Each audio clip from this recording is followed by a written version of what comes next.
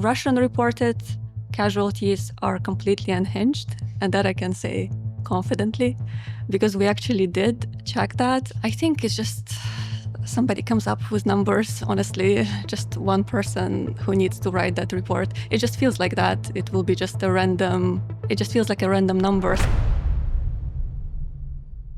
A large part of your job is tracking Russian and Ukrainian losses. There are a lot of different sources out there, a lot of uncertainty. Obviously, there's no official figures from either side, or very few.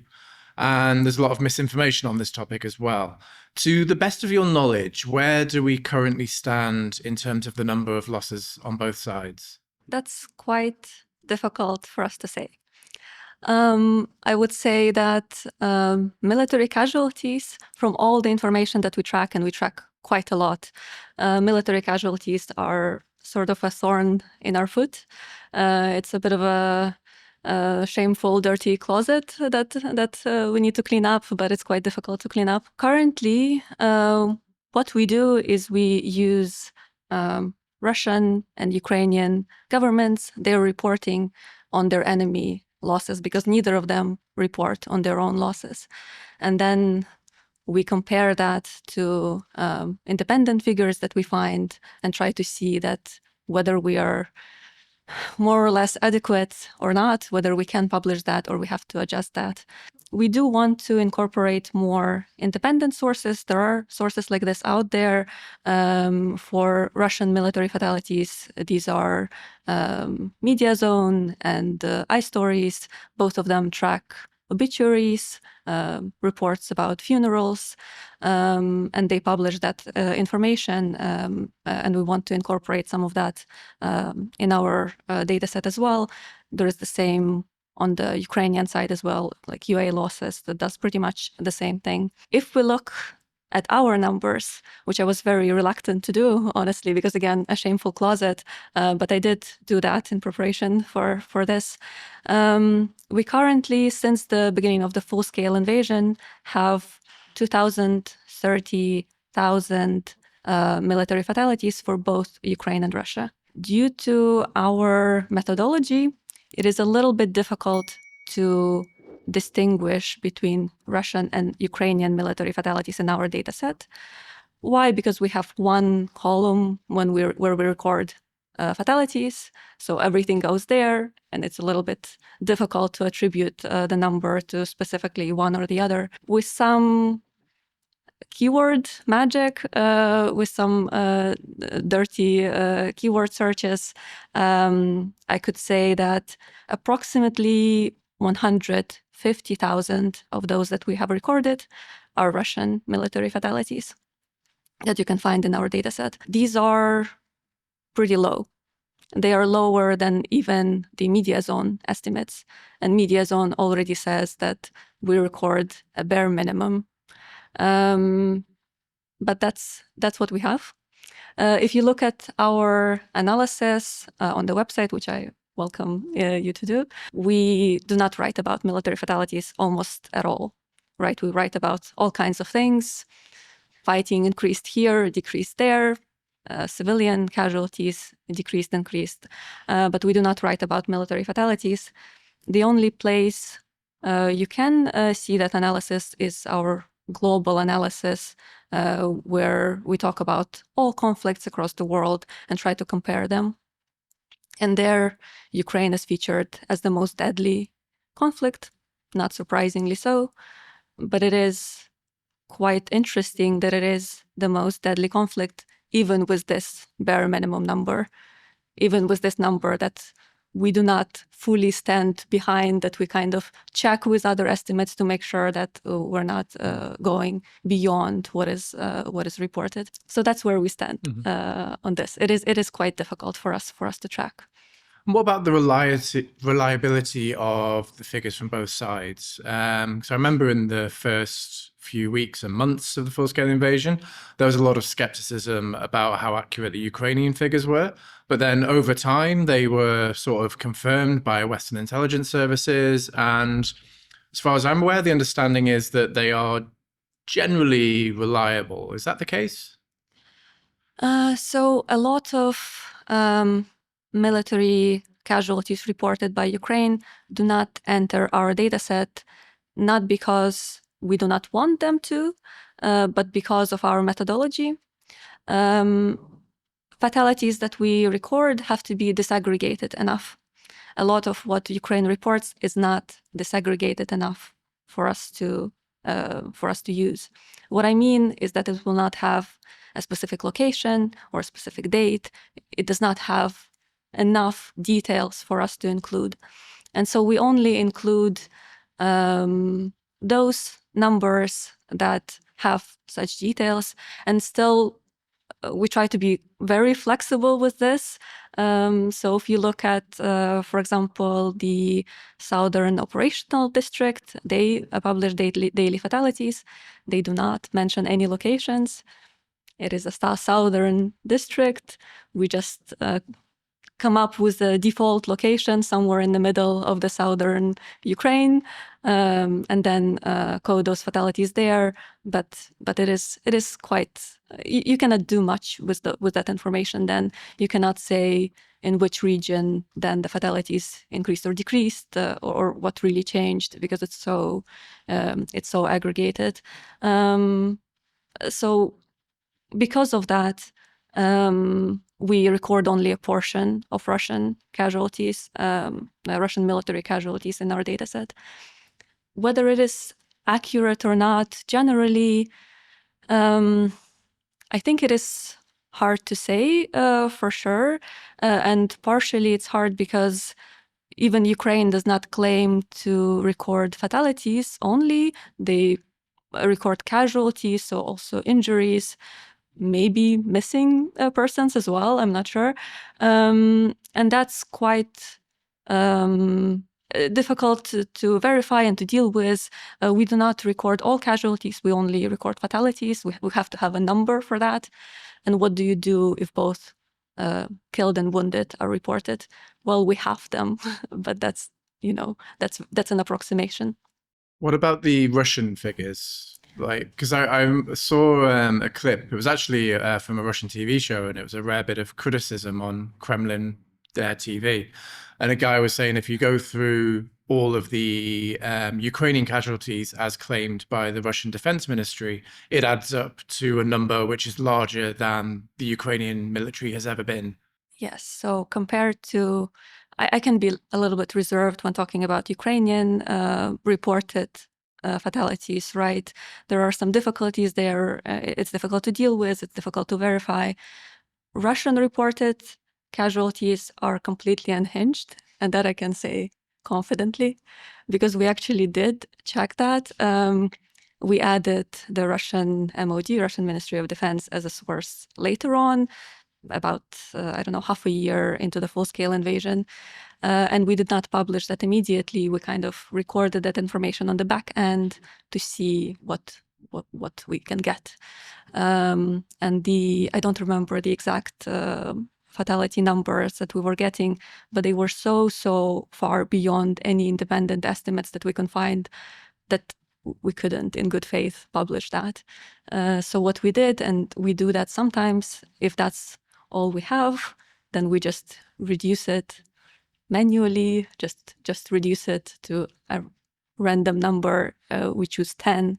So whatever Russia reports, they report 300 here, 400 there, 150 here. Each of those will be 10 in our data set. And that's, you can argue about how useful that is. It does add up to a number that is at least in the realm of reality. So do with that as you will. If we are looking into, the UA losses and seeing if we can do something with that, maybe incorporating that, because that would be far better than the Russian MOD, despite the criticism that Ukraine has with regard to UA losses. But with the Russian MOD alone, we just have to do these tricks to be able to say something. Do you get any sense that those inflated Russian figures are coming from the defense ministry, or do you think that's what's being reported from the ground up to the defense ministry? I think it's just somebody comes up with numbers, honestly, just one person who needs to write that report. It just feels like that. It will be just a random, it just feels like a random number. Sometimes a few days in a row in the same location, the same fatality number will be reported. And it feels like just a copy paste. So yeah, it's hard to say that it's genuine in any way. I think it's, it comes from the propaganda efforts rather than from the battlefields, in my opinion. Of course, I cannot confirm that. You mentioned there that the Ukrainian figures, the general staff publish daily figures, and it includes, killed and wounded. There's just a total number. There's no breakdown. But in the last few weeks, people like Defense Minister Fedorov have started to make some more concrete statements about the numbers of monthly killed. I think he said that in December it was 35,000 were killed, and it was verified killed by drone footage. Do you think that those figures are reliable? They could be, they could not be.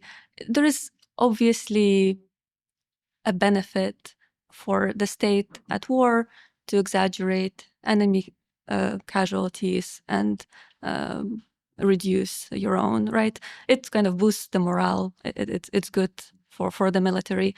I'm not accusing Ukraine of doing that, but just with having only those aggregated numbers and not being able to see what the data is, what it looks like, and see each data point and verify that, you have to remain a little bit skeptical, right? You may use it. It can be useful to get those numbers as well, but you do want more. You want it more disaggregated. You want to have that data, right? And unfortunately, we do not. When we look at other independent efforts, they do have the data very precisely, right? They will say the name, the rank, everything, and you can actually look into that. You can actually verify that.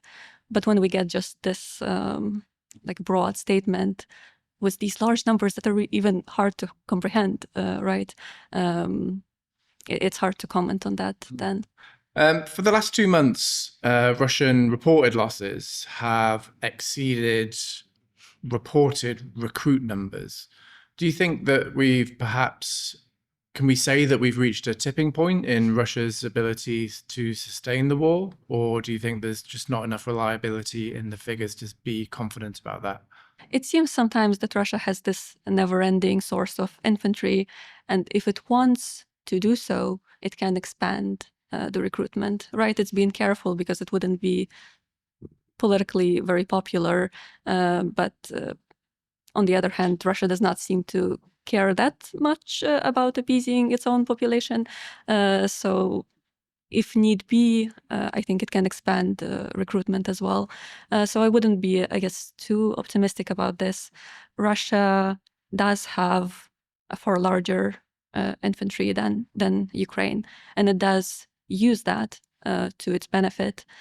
The reason those casualty numbers are far higher and seem to be growing, they're higher than the Ukrainian ones, is because the only way Russia can use that advantage of having a larger military, of larger infantry, is by not valuing lives of those soldiers that much, right? Because Ukraine cannot afford that. Ukraine will be more careful in planning offensive operations. If something is not working out, Ukraine will pull back and regroup. Russia does not seem to be doing that. Russia just goes in from all of the directions, even for half a kilometer of territory.